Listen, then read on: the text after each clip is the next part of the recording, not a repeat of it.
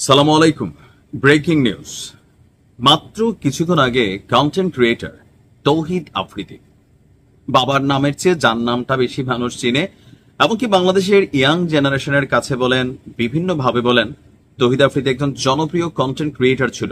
অনেক ভালো কাজও তার আছে, সবচেয়ে খারাপ কাজ তা না। তবে 5ই আগস্ট সরকার পতনের পর তৌহিদ আফ্রিদি সম্পর্কে আমাদের কন্টেন্ট ক্রিয়েটররা তারা যেই একের পর এক চাঞ্চল্যকর তথ্য সামনে আনছে, মানে এগুলো দেখা প্রথমে বিশ্বাসই হয় নাই। তবে যেদিন আমরা ডিবি হারুনের সাথে তৌহিদ আফ্রিদির একটা বিশেষ ভিডিও দেখলাম চাচা বাতিজার, তখন কিন্তু মনে হয়েছে যে নেটওয়ার্ক চ্যানেলটা আসলে কোন লেভেলে।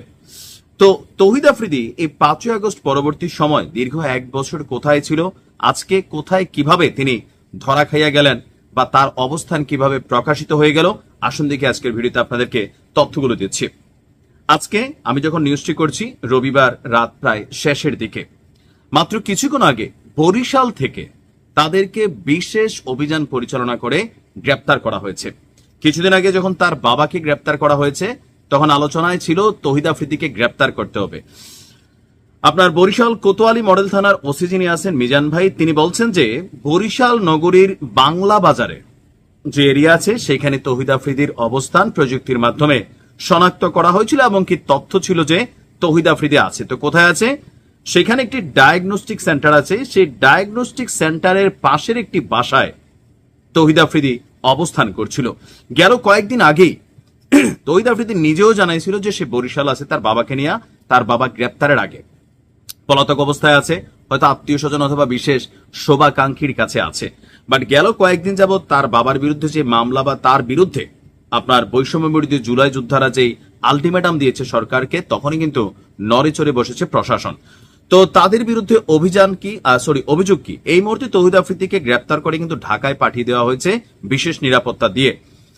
17ই আগস্ট বৈষম্য বিরোধী আন্দোলনে হামলা এবং আন্দোলনকারীদের হত্যার অভিযোগে যাত্রাবাড়ি থানায় দায়ের করা এক মামলায় তৌহিদ আফ্রিদির বাবা নাসির উদ্দিন সাথীকে যখন গ্রেপ্তার করে, তখনই আমরা দেখলাম যে যাত্রাবাড়ি থানার সেই মামলাটি গত বছরের আগস্ট মাসের 30 তারিখ দায়ের করা হয়েছে। সরকার পতন হয়েছে 5 তারিখ, মামলা দায়ের হয়েছে 30 তারিখ। তো যেটি বর্তমানে এখনো তদন্তাধীন আছে আমাদের সিআইডির কাছে। মামলার প্রধান আসামি আবার হচ্ছে আপনার শেখ হাসিনা। আসামি তালিকার 2 নম্বরে আছে সেতুমন্ত্রী ওবায়দুল কাদের, 3 নম্বরে সাবেক আইজিপি আব্দুল্লাহ মামুন। তো এখন তৌহিদ আফ্রিদি আসলে বা তার বাবা এই মামলার কতটুকু গুরুত্বপূর্ণ আসামি? আমরা যদি তালিকা দেখি, তালিকার 11 নম্বর আসামি হচ্ছে তৌহিদ আফ্রিদি, এবং 22 নম্বর আসামি হচ্ছে তার বাবা নাসির উদ্দিন সাথী। এছাড়া আরো এখানে 25 জনকে আসামি করা হয়েছে, অজ্ঞাতনামা 150 জনকে আসামি করা হয়েছে। প্রশ্ন হচ্ছে তৌহিদ আফ্রিদির কি জেল হয়ে যাবে, সাজা হয়ে যাবে? কিছুই হবে না। এখন কেন হবে না? এই যে মামলাগুলা, আমি সবসময় বলি, যেই ব্যক্তি যেই অপরাধ করছে ওই অপরাধে তার বিরুদ্ধে যখন মামলা হয়, সেই মামলাটায় গতি পায়। এখন এই যে মার্ডার কেস মামলা, তৌহিদ আফ্রিদি মার্ডার করে নাই ভাই, চোখ খেটে এটা বইলা দেওয়া যায় তদন্তের আগে। তৌহিদ আফ্রিদির বাবাও করে নাই। তো কেন মামলাগুলা খাইলো?